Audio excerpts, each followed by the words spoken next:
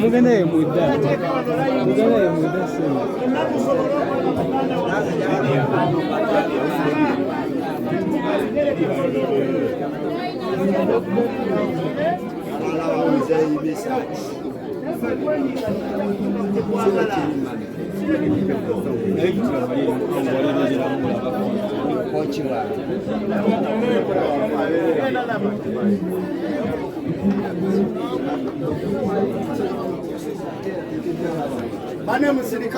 Okay, kadi musirikirireko bitalo nnyo bitalo ddala ebya muganda waffe Sifaayo David Master Parrot.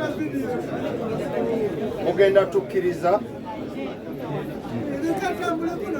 tugendeko mu lukiiko olwa famire saako n'abantu abamu tulabe enteekateeka nga bw'enaabeera olunaku lw'enkya nga tuwerekera muganda waffe.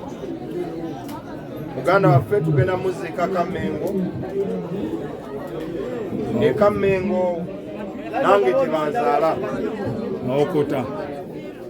N'olwekyo tugenda kubasaba tetusobola kukola meeting ffenna wano, naye bwe tuba twagala enteekateeka ennungi ey'okuwerekera muganda waffe Sifaayo, mugenda tukkiriza abafamire be bagenda okutuwa, then ne bakulu baffe nga Message Ssemakulu atuuse, twagala okumakinga sure nga tukola ku nteekateeka.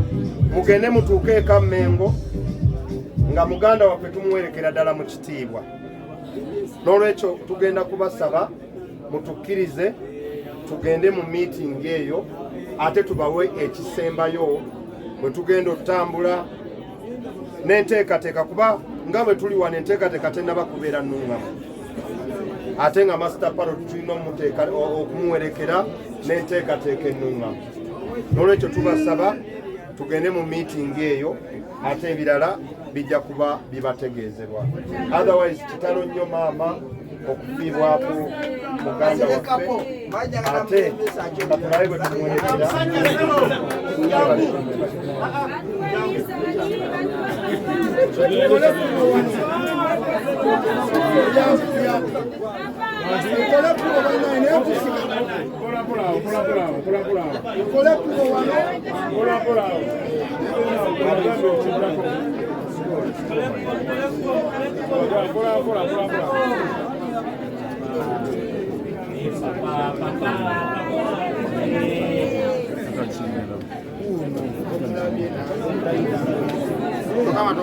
Ne Message Ssemakulu.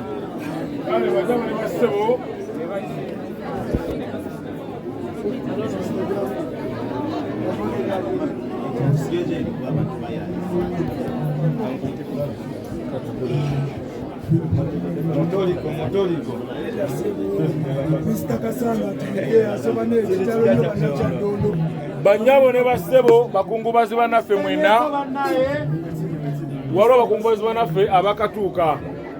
Twabasuubiza nti tugenda kuddamu okubikkula ku mubiri after 2 hours. Tubasaba mukkakkanemu neyo enteekateeka weeri, naye nga mu byonna twetaagayo ettaffaali. Tulina ensawo yaffe wano, oteekamu ettaffaali ne tusinziira okwo okuteekateeka embeera ng'omukulu bw'akyogeddeko. Kyonna ky'olina ky'otuwa. Kyagala mukyamukirire nnyo muteekewo. Dwight atuwaddeyo omutwalo. Tuyanziza. Kitalo nnyo. Tufiiriddwa the legend.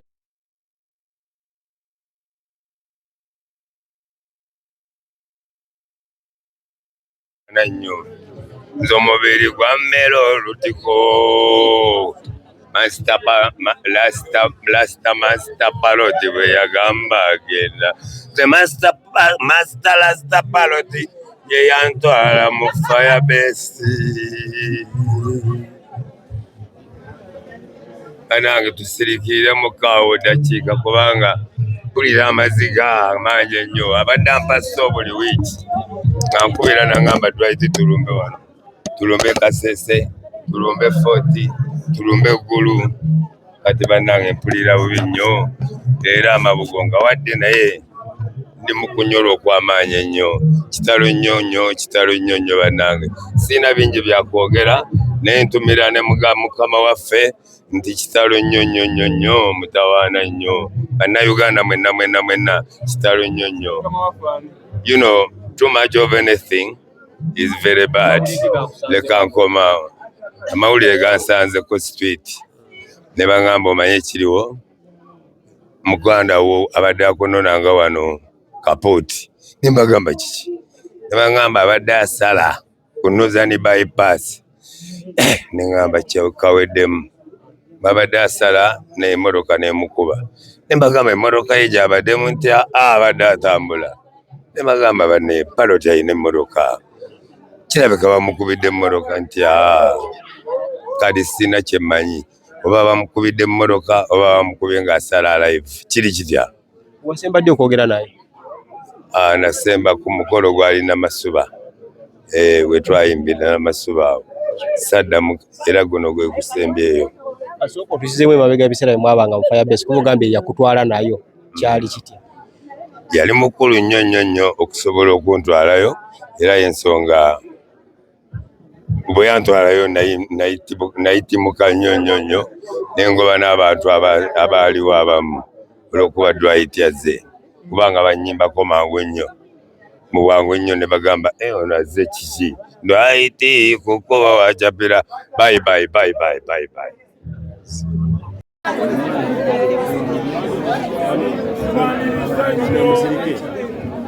bakumbubazi bannaffe mu maka gaffe wano we waffe wazaala Sifayo David si wapya gye muli mama waffe yoyo otalo nyo kitalo ddala mukulu waffe nabagayina gyagenze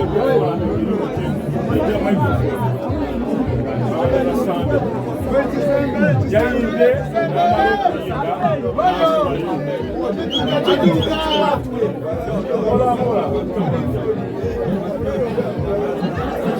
nekumaale n'asibayo bwabwe twafuna essimu essaawa nga 2 abatutegeeza nti muganda waffe bamukoonye